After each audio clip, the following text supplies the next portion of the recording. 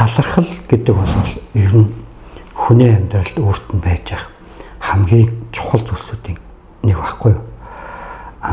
Бид нэр талархал биш, муу зүйлд, буруу зүйлд төвлөрчөөд байгаа учраас дандаа тэр нэг үгээрээ бодлоор буруу зүйлийг өөртөө татчихад байдаг. Талархал, магтаал, ерөөл гэдэг чинь өөрөө сайн зүйлийг бид нэр рүү татаж авчрах түлхүүр үгсүүд нь энд явж байгаа.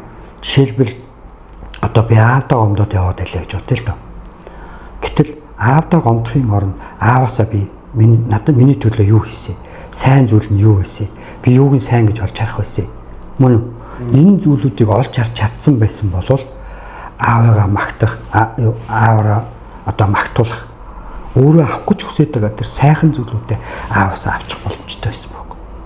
Энэ бүхний чинь артал дээр нөгөө аавынхаа сайн сайхныг олж харах, аав миний төлөө ийм зүйл хийж ээжээ гэдгийг мэдэрч зөв ойлгож чадах юм бол эн чинь талархал болоо өрчдөг байхгүй.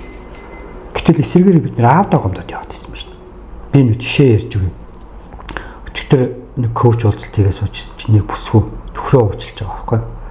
Тэгээд нэг мессеж бичээл ингээл хүндэлцөөлөөс. Яа та төхрөө уучлж болоогүй шүү дээ чинь. Гүй би ингээд нөхөртөө талархаад ирсэн чинь би ерөөс гэрлүүгээ юмар санагчлаа.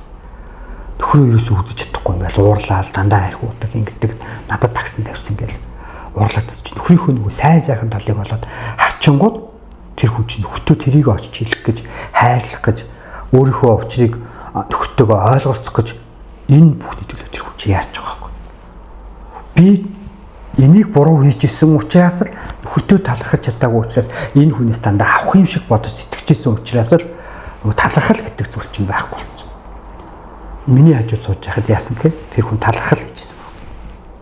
Нөхөртөө талархаад бидний төлөө ийм юм хийсэн биз дээ. Миний төлөө ийм зүйл хийсэн биз дээ. Намайг ингэж хайрлаж ирсэн биз дээ. Намайг ингэж халамжилж ирсэн биз дээ.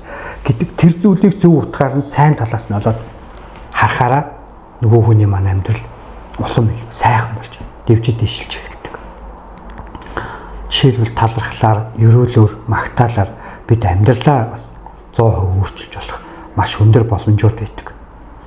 Нөхрөө одоо ер нь магтаж үтсэн бүсгүүчүүд хэр олон байдаг юм бол би сайн мэдэхгүй байна. Гэхдээ надтай уулзж байгаа ихэнх хүмүүсийн 80-90% нь бол ерөөсөө тэр хамгийн дотны хүнээ нөхрөө, аавыгаа, ээжигээ магтаж урамшуулж бас тэдэнд талархаж үзээгүй байдаг.